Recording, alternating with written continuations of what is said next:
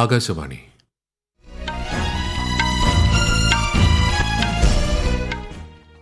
നമസ്കാരം. വാർത്തകൾ വായിക്കുന്നത് സുധിൻ സൈനുദ്ദീൻ.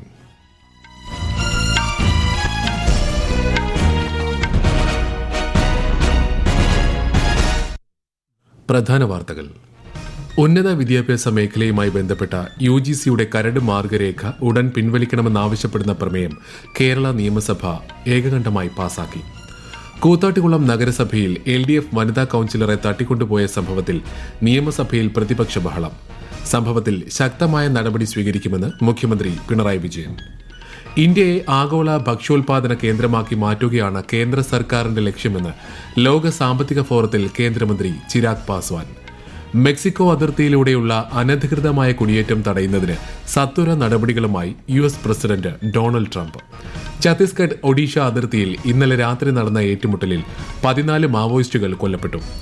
ISL ഫുട്ബോളിൽ ഇന്ന് ചെന്നൈയിൻ FC മോഹൻ ബഗാനെ നേരിടും.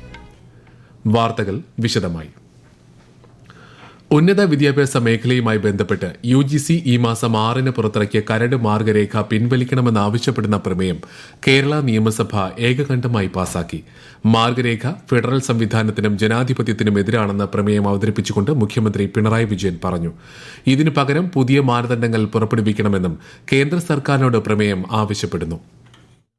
സർവകലാശാലകളുടെയും മറ്റുന്നത വിദ്യാഭ്യാസ സ്ഥാപനങ്ങളുടെയും നടത്തിപ്പിനായി ഏതാണ്ട് 80% തുക ചെലവിടുന്നത് സംസ്ഥാന സർക്കാരുകളാണ്. സർവകലാശാലകളുടെ ഗുണനിലവാരം നിലനിർത്തുന്നതിനും മെച്ചപ്പെടുത്തുന്നതിനും സംസ്ഥാന സർക്കാരുകൾക്ക് മുഖ്യമായ പങ്കുണ്ട്. സംസ്ഥാന സർക്കാരുകളുടെയും അക്കാദമിക് വിദഗ്ധന്മാരുടെയും അഭിപ്രായങ്ങളും ആശങ്കകളും പരിഗണിച്ച് ബന്ധപ്പെട്ടവരുമായ എല്ലാം വിശദമായ ചർച്ചകൾ നടത്തി അവരുടെ അഭിപ്രായങ്ങൾ ഗൗരവമായി കണക്കിലെടുത്തുകൊണ്ട് മാത്രം പുതിയ മാനദണ്ഡങ്ങൾ പുറപ്പെടുവിക്കണമെന്ന് ഈ സഭ കേന്ദ്ര സർക്കാരിനോട് ഐകകണ്ഠ്യേന ആവശ്യപ്പെടുന്നു.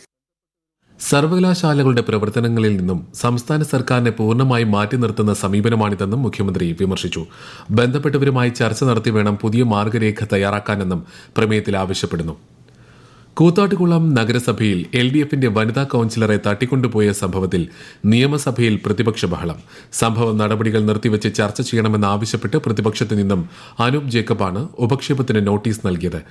സംഭവം ജനാധിപത്യത്തിനേറ്റ ഏറ്റവും വലിയ കളങ്കമാണെന്നും വനിതാ കൌൺസിലറെ CPIM-കാർ തന്നെയാണ് തട്ടിക്കൊണ്ടുപോയതെന്നും പ്രതിപക്ഷം വിമർശിച്ചു. പോലീസിന്റെ സഹായത്തോടെയാണ് വനിതാ കൌൺസിലറെ തട്ടിക്കൊണ്ടുപോയതെന്നും സംസ്ഥാനത്ത് സ്ത്രീകൾ സുരക്ഷിതരല്ലെന്നും പ്രതിപക്ഷ നേതാവ് VD സതീശൻ പറഞ്ഞു. സംഭവത്തിൽ ശക്തമായ നടപടി സ്വീകരിക്കുമെന്ന് മുഖ്യമന്ത്രി പിണറായി വിജയൻ മറുപടി നൽകി. തെറ്റ് ചെയ്തവർക്കെതിരെ കർശന നടപടി സ്വീകരിക്കും. സ്ത്രീകൾക്കെതിരായ ആക്രമണം ഗൌരവമായാണ് സർക്കാർ കാണുന്നതെന്നും മുഖ്യമന്ത്രി വ്യക്തമാക്കി. കലാരാജുവിന്റെ പരാതിയിൽ കേസെടുത്ത് 4 പേരെ പോലീസ് അറസ്റ്റ് ചെയ്തതായി മുഖ്യമന്ത്രി അറിയിച്ചു. മുഖ്യമന്ത്രിയുടെ മറുപടിയെ തുടർന്ന് ഉപക്ഷേപത്തിന് സ്പീക്കർ അവതരണാനുമതി നിഷേധിക്കുകയായിരുന്നു. ഇതിൽ പ്രതിഷേധിച്ച് പ്രതിപക്ഷം സഭയുടെ നടുത്തളത്തിൽ ഇറങ്ങി മുദ്രാവാക്യം വിളിച്ചു. ഇന്ത്യയെ ആഗോള ഭക്ഷ്യോൽപാദന കേന്ദ്രമാക്കി മാറ്റുകയാണ് കേന്ദ്ര സർക്കാരിന്റെ ലക്ഷ്യമെന്ന് കേന്ദ്ര ഭക്ഷ്യ സംസ്കരണ വ്യവസായ മന്ത്രി ചിരാഗ് പാസ്വാൻ. ഇന്ത്യയുടെ പുരോഗതി ലോകത്തിന് മുഴുവൻ ഗുണം ചെയ്യുമെന്നും അദ്ദേഹം പറഞ്ഞു. സ്വിറ്റ്സർലൻഡിലെ ദാവോസിൽ നടക്കുന്ന ലോക സാമ്പത്തിക ഫോറത്തിന്റെ വാർഷിക സമ്മേളനത്തിൽ ഇന്ത്യൻ പവലിയന്റെ ഉദ്ഘാടനം കേന്ദ്ര സഹമന്ത്രി ജയന്ത് ചൌധരിക്കൊപ്പം നിർവഹിക്കുകയായിരുന്നു അദ്ദേഹം. രാജ്യത്തെ ഭക്ഷ്യോൽപാദന മേഖലയിലെ വിദേശ നിക്ഷേപം വർദ്ധിച്ചു വരുന്നതായും ശ്രീ ചിരാഗ് പാസ്വാൻ പറഞ്ഞു.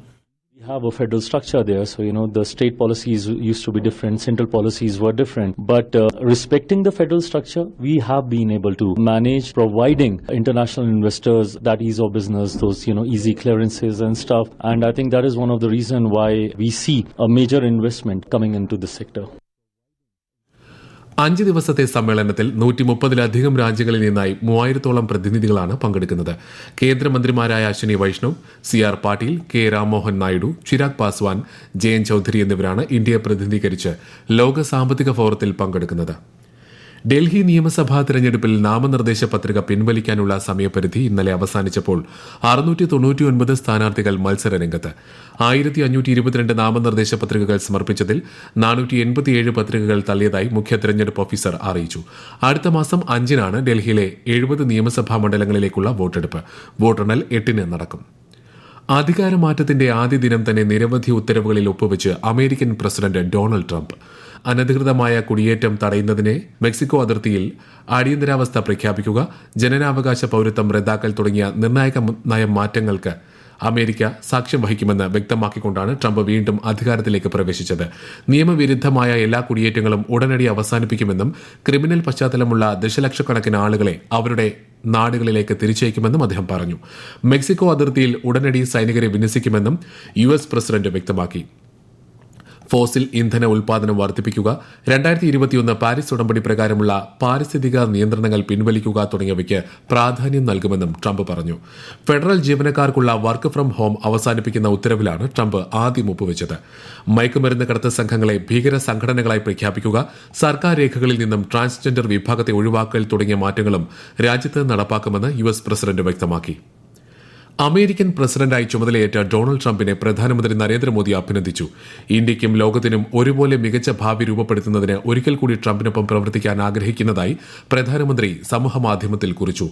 വാഷിംഗ്ടൺ DCയിലെ ക്യാപിറ്റോൾ റോട്ടണ്ടയിൽ ഇന്നലെ രാത്രി നടന്ന ചടങ്ങിലാണ് ഡൊണാൾഡ് ട്രംപ് അമേരിക്കയുടെ 47ാമത് പ്രസിഡന്റായി സത്യപ്രതിജ്ഞ ചെയ്തത്. ജെറി വാൻ വൈസ് പ്രസിഡന്റായും അധികാരമേറ്റു. മാർക്കോ റൂബിയോ അമേരിക്കൻ വിദേശകാര്യ സെക്രട്ടറിയാവും. 119ാമത് US കോൺഗ്രസിന്റെ ആദ്യ സമ്മേളനത്തിൽ ഏകപക്ഷീയമായ 99 വോട്ടുകൾക്കാണ് മാർക്കോ റൂബിയോ വിജയിച്ചത്. വൈറ്റ് ഹൌസ് ഇക്കാര്യം സ്ഥിരീകരിച്ചിട്ടുണ്ട്. അതേസമയം ഡിപ്പാർട്ട്മെന്റ് ഓഫ് എഫിഷ്യൻസിയുടെ ചുമതലയിൽ നിന്ന് ഇന്ത്യൻ വംശജനായ വിവേക് രാമസ്വാമി പിന്മാറിയതായും വൈറ്റ് ഹൌസ് സ്ഥിരീകരിച്ചു. ടെസ്ല CEO ഇലോൺ മസ്കിനൊപ്പമാണ് വിവേക് രാമസ്വാമി ഈ ചുമതല വഹിച്ചിരുന്നത്. ഈ വാർത്തകൾ ആകാശവാണിയിൽ നിന്ന്. ആകാശവാണി വാർത്തകളും വാർത്താ അധിഷ്ഠിത പരിപാടികളും All India Radio News Thiruvananthapuram YouTube ചാനലിലും @All India Radio News Thiruvananthapuram Facebook പേജിലും AIR ന്യൂസ് _ ഇൻസ്റ്റഗ്രാം അക്കൌണ്ടിലും @AIR ന്യൂസ് _ TVM X ഹാൻഡിലും ലഭ്യമാണ്. റിപ്പബ്ലിക് ദിനാഘോഷങ്ങൾക്ക് തയ്യാറെടുത്ത് രാജ്യതലസ്ഥാനം. റിപ്പബ്ലിക് ദിന പരേഡിൽ ഇത്തവണ രാജ്യത്തിന്റെ സാംസ്കാരിക വൈവിധ്യം, പ്രതിരോധ കരുത്ത് എന്നിവയ്ക്കും ഭരണഘടനയുടെ 75ാം വാർഷികത്തിനും ഊന്നൽ നൽകുമെന്ന് കേന്ദ്ര ആഭ്യന്തര സെക്രട്ടറി രാജേഷ് കുമാർ പറഞ്ഞു. ഇന്തോനേഷ്യൻ പ്രസിഡന്റ് പ്രഭാവോ സുബിയോന്തോയാണ് റിപ്പബ്ലിക് ദിനാഘോഷങ്ങളിലെ വിശിഷ്ടാതിഥി. ഇന്തോനേഷ്യൻ സേനയുടെ 160 അംഗ സംഘവും 190 പേരടങ്ങുന്ന ബാൻഡും കർത്തവ്യപഥിൽ നടക്കുന്ന പരേഡിൽ പങ്കെടുക്കും. വിവിധ സംസ്ഥാനങ്ങൾ, കേന്ദ്രഭരണ പ്രദേശങ്ങൾ, കേന്ദ്ര മന്ത്രാലയങ്ങൾ, വകുപ്പുകൾ തുടങ്ങിയവയുടെ 31 നിശ്ചല ദൃശ്യങ്ങളും പരേഡിൽ അണിനിരക്കും. വിവിധ ഗ്രാമങ്ങളിൽ നിന്നുള്ള സർപഞ്ചുകൾ ഉൾപ്പെടെ 10,000-ഓളം പേർ പ്രത്യേക അതിഥികളായി പരേഡ് വീക്ഷിക്കാനെത്തും. കവയിത്രി സുഗതകുമാരിയുടെ നവതി ആഘോഷങ്ങളുടെ സമാപന സമ്മേളനം രാജ്യരക്ഷാമന്ത്രി രാജ്നാഥ് സിംഗ് നാളെ ആറന്മുളയിൽ ഉദ്ഘാടനം ചെയ്യും. സുഗതോത്സവം എന്ന പേരിൽ സംഘടിപ്പിച്ച പരിപാടിയുടെ ഭാഗമായി കവിതാലാപനം, ഉപന്യാസ മത്സരം, വൃക്ഷത്തൈ നടീൽ തുടങ്ങി നിരവധി പരിപാടികൾ സംഘടിപ്പിച്ചിരുന്നു. ഛത്തീസ്ഗഡ് ഒഡീഷ അതിർത്തിയിൽ ഇന്നലെ രാത്രി നടന്ന ഏറ്റുമുട്ടലിൽ 14 മാവോയിസ്റ്റുകൾ കൊല്ലപ്പെട്ടു. ഗേരിയാബന്ദ്, നുവാപദ ജില്ലകളുടെ അതിർത്തി പ്രദേശങ്ങളിൽ ഇന്നലെ രാത്രി സുരക്ഷാസേന നടത്തിയ സംയുക്ത ഓപ്പറേഷനിലാണ് മാവോയിസ്റ്റുകളെ വധിച്ചത്. കുൽഹാരി ഘട്ട് റിസർവ് വനമേഖലയിൽ വൻതോതിൽ മാവോയിസ്റ്റ് സാന്നിധ്യമുണ്ടെന്ന് രഹസ്യവിവരം ലഭിച്ചതിനെ തുടർന്നാണ് തിരച്ചിൽ നടന്നത്. വൻതോതിൽ ആയുധ ശേഖരണവും വനമേഖലയിൽ നിന്ന് കണ്ടെത്തി. നക്സൽ മുക്ത ഇന്ത്യ കെട്ടിപ്പടുക്കുന്നതിൽ രാജ്യത്തെ സുരക്ഷാസേനകൾ വലിയ വിജയം നേടിയതായി കേന്ദ്ര ആഭ്യന്തരമന്ത്രി അമിത്ഷാ പ്രതികരിച്ചു. ISLൽ ഇന്ന് ചെന്നൈയിൻ FC മോഹൻ ബഗാനെ നേരിടും. രാത്രി 7:30 ചെന്നൈ ജവഹർലാൽ നെഹ്റു സ്റ്റേഡിയത്തിലാണ് മത്സരം. പോയിന്റ് പട്ടികയിൽ മോഹൻ ബഗാൻ 1-ാമതും ചെന്നൈയിൻ FC 10-ാമതുമാണ്. 85ാമത് അഖിലേന്ത്യാ പ്രിസൈഡിംഗ് ഓഫീസേഴ്സ് സമ്മേളനം ഇന്ന് പട്നയിൽ സമാപിക്കും. സമാപന സമ്മേളനത്തിൽ ബീഹാർ ഗവർണർ ആരിഫ് മുഹമ്മദ് ഖാൻ, സ്പീക്കർ ഓം ബിർള എന്നിവർ സംസാരിക്കും. വടക്ക് കിഴക്കൻ സംസ്ഥാനങ്ങളിൽ തുടരുന്ന മൂടൽമഞ്ഞ് ട്രെയിൻ ഗതാഗതത്തെ സാരമായി ബാധിച്ചു. ഡൽഹിയിലേക്കുള്ള 10ഓളം ട്രെയിനുകൾ മണിക്കൂറുകളോളം വൈകി ഓടുന്നതായി ഇന്ത്യൻ റെയിൽവേ അറിയിച്ചു. ദുരന്തോ എക്സ്പ്രസ്, സമ്പർക്ക് ക്രാന്തി ഉൾപ്പെടെയുള്ള ട്രെയിനുകളാണ് വൈകി ഓടുന്നത്. യാത്രയ്ക്ക് മുൻപായി ട്രെയിനുകളുടെ തത്സമയ സ്ഥിതി പരിശോധിക്കണമെന്ന് റെയിൽവേ യാത്രക്കാരോട് അഭ്യർത്ഥിച്ചു. 15 ലക്ഷം വിദേശ തീർത്ഥാടകരുൾപ്പെടെ 45 കോടിയിലേറെ വിശ്വാസികൾ മഹാകുംഭമേളയിൽ പങ്കെടുക്കുമെന്ന് പ്രതീക്ഷിക്കുന്നതായി ഉത്തർപ്രദേശ് സർക്കാർ. 2019-ൽ 25 കോടി പേരാണ് മേളയിൽ പങ്കെടുത്തത്. മഹാകുംഭമേളയ്ക്കായി ലക്ഷക്കണക്കിന് തീർത്ഥാടകരാണ് പ്രതിദിനം പ്രയാഗ്രാജിലേക്ക് എത്തുന്നത്. പ്രധാന വാർത്തകൾ വീണ്ടും. ഉന്നത വിദ്യാഭ്യാസ മേഖലയുമായി ബന്ധപ്പെട്ട UGCയുടെ കരട് മാർഗരേഖ ഉടൻ പിൻവലിക്കണമെന്നാവശ്യപ്പെടുന്ന പ്രമേയം കേരള നിയമസഭ ഏകകണ്ഠമായി പാസാക്കി. കൂത്താട്ടുകുളം നഗരസഭയിൽ LDF വനിതാ കൌൺസിലറെ തട്ടിക്കൊണ്ടുപോയ സംഭവത്തിൽ നിയമസഭയിൽ പ്രതിപക്ഷ ബഹളം. സംഭവത്തിൽ ശക്തമായ നടപടി സ്വീകരിക്കുമെന്ന് മുഖ്യമന്ത്രി പിണറായി വിജയൻ. ഇന്ത്യയെ ആഗോള ഭക്ഷ്യോൽപാദന കേന്ദ്രമാക്കി മാറ്റുകയാണ് കേന്ദ്ര സർക്കാരിന്റെ ലക്ഷ്യമെന്ന് ലോക സാമ്പത്തിക ഫോറത്തിൽ കേന്ദ്രമന്ത്രി ചിരാഗ് പാസ്വാൻ.